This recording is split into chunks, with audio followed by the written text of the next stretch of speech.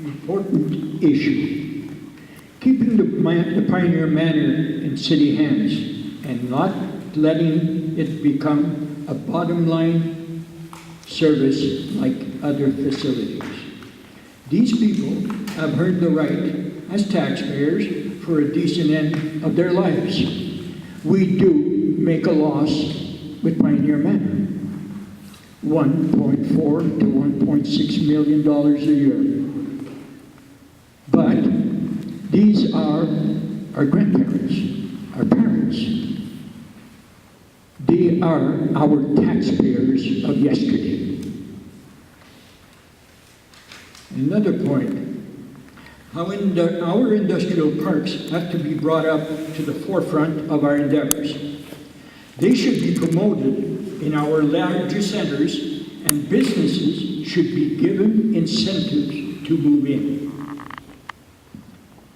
We would need, in this area, good paying jobs. We can't expect our youth to remain in this area if they have to hold 2 or more jobs just to live a decent life for themselves and their family. We simply have to attract and grow as a community.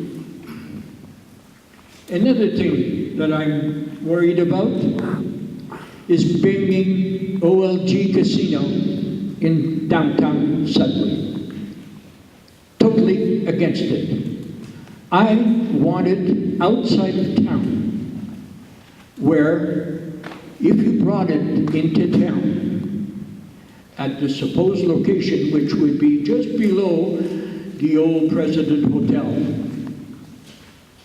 We have people going in, spending money foolishly, and coming outside, we'll see prostitutes just looking for money, drug dealers, and so on. Thank you.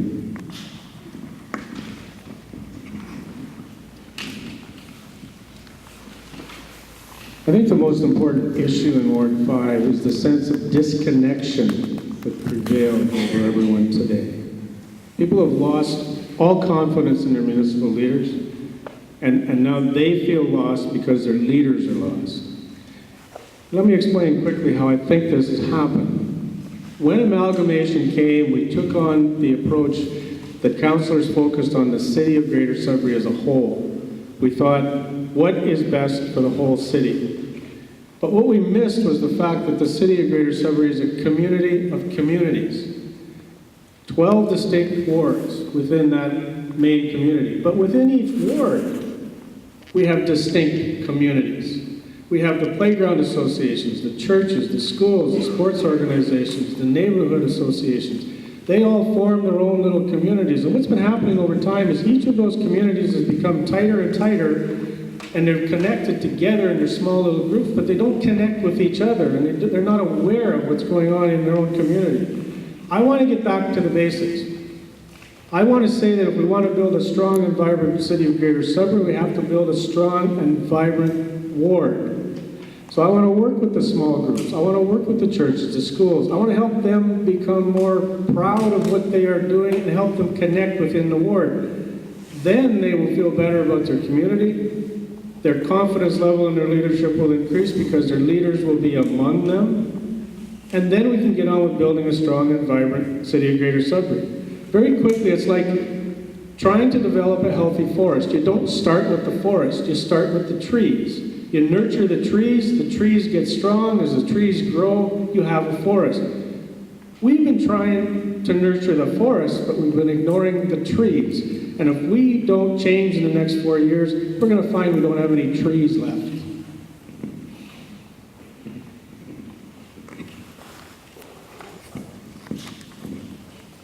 The question is, what is the most important issue you see in your ward? I'm going to rephrase that. What I saw in the ward is not what's important here. It's what the citizens told me. The citizens told me over and over, whether it's out in Caron or on LaSalle or downtown Sudbury, they all said the same thing. It all related to road maintenance. It all related to road cleaning, sidewalk maintenance. That's what they said. It doesn't matter where you go. They said the winter cleaning was insufficient. The policy does not work as well. They also said that when you're leaving the road to a private contractor to clean, the road maintenance is even worse. I'm not for privatization of municipal services, but simply because I've seen it as a worker for the Ontario government, that when you privatize a service, first of all, you never get it back, and secondly, it's all about profit. That's what is the problem. Road maintenance, no plowing, call it what you want. I know myself in the winter, I've left home walking and got back home. I was stranded because the snow plow had passed and I couldn't jump the snowbank. No pun intended, but that's how it was.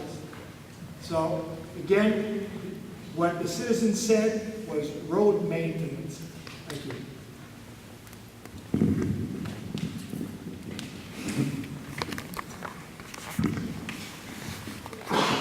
Thank you. For me, the people I've been talking to and with throughout the last number of years, and certainly during the campaign, taxation and infrastructure deficit come up almost equally. Taxation, it's nonstop, it's never ending, it's, you know, how bad are we going to be hit this year as opposed to is it going to be, you know, within reasonable limits. And then the infrastructure deficit.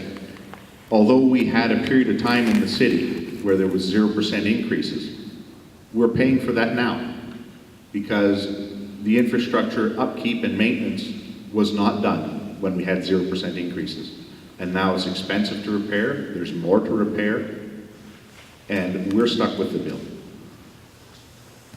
The major concern with taxation as well is that everybody pays the same taxes but doesn't get the same service. And that's true. In a community, you're taxed based on a mill rate, and that's what we raise or lower. We're not in charge of determining what your house is worth. That's another entity all by itself. But when you look at the budget and the report, financial report from last year, and you have $8.4 million in arrears, that's frightening. People are living in our community, using our sewer, transportation, water, and they're not paying their fair share to the tune of $8.4 million. That means the rest of us have to make up for it. The Municipal Act provides for the municipality to sell properties that are in arrears if they don't pay up. And I think we have to start taking a hard line. People are paying taxes for everybody's benefit in this community. If you're not paying taxes, we're going to have to sell your property.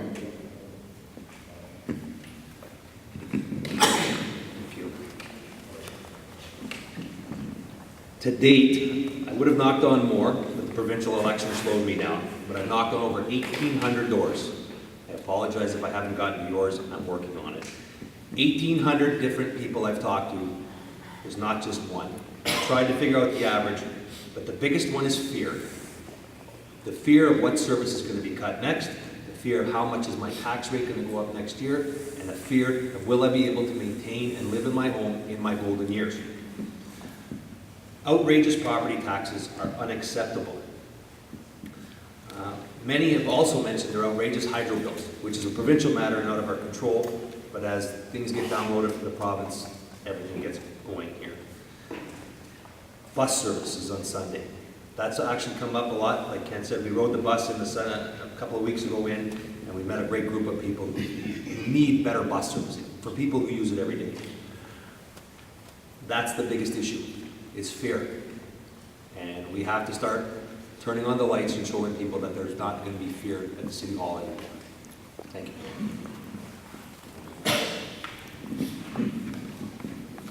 I guess it's about Ward 5 right now in Valley and Pleasant Valley seem to be in fair condition as compared to the street I live on.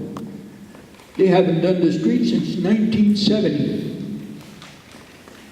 Anybody riding the transit system would have to hold their false teeth because it's wavy like this and it's flooded at least once or twice a year. Bus service. Bus service should be the same everywhere in Greater Sudbury. If you're in Valcaron, or Blizzard Valley, or downtown Sudbury, you should have exactly the same service. And this includes weekends. I lived all my life working shifts, and I don't see what's wrong with a bus driver working shifts to make sure that people get home at 2 o'clock. You're going to take it away from me. No, you're just going to hand it to him.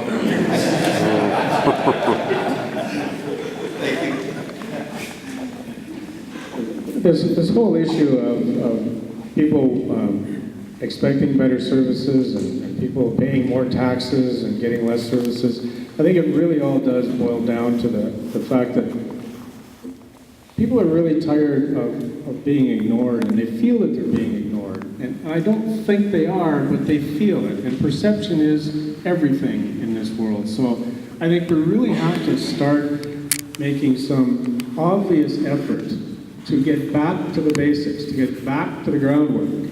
I remember the old days. We can never go back to de-amalgamation. We can never go back there. But Tom Davies did a pretty good job of keeping everybody in control at the regional council meetings. And everybody sitting there had one objective, and that was to fight for their own community. And I think if we got back to the ward councillors representing their constituents, we would get back to the old style of leadership.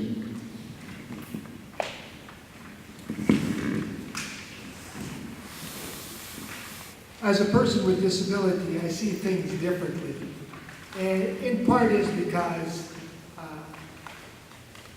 things, as an able-bodied person, you just don't see it. You take it for granted. And not so long ago, I was in the New Sudbury area, and I was talking to a lady, and I did say earlier that the number one issue that I was told was road maintenance, but a close number 2 was taxes. So I asked this one lady what I thought would be a resolve to her issue, and she said, "Well, I have to make a decision to provide the best possible service to my daughter, who is receiving home care because of permanent disability, and or maintain the house." And she said, "I can't afford to pay the taxes anymore to keep increasing."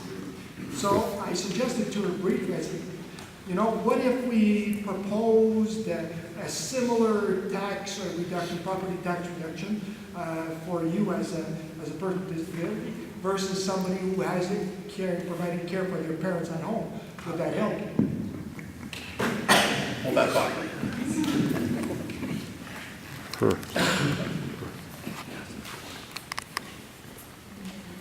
I think there's been a couple of interesting points made about the strong and vibrant ward, and I think that's part of the problem with the greater city of Sudbury, is we've had leaders that are very strong for their ward, very good representing their ward, but in the cohesive teamwork approach of the city, not so good.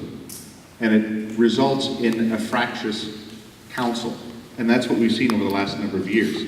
They can't look globally at what is better for the greater city because they're too busy protecting their turf. We need to get beyond that. I believe you can represent the constituents in Ward 5 while still representing what's best for this whole city. And we're going to have to start looking at that. When we look at multi-pad arenas instead of 17 arenas spread out throughout the city, someone's going to get it and someone's not going to get it.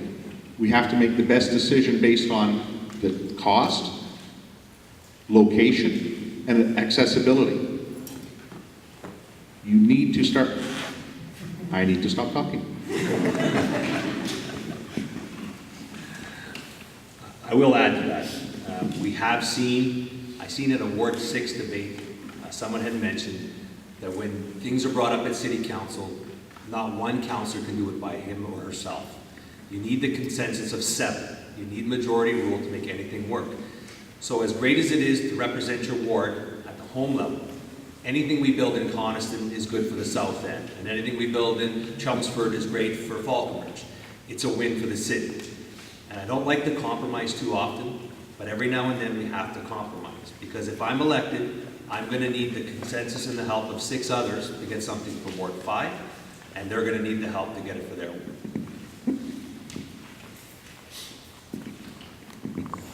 Thank you. There we go. Okay, final question before we break for a few minutes. Given the proposed budget of a 4.9% increase in taxes for the coming year, what actions would you suggest be taken?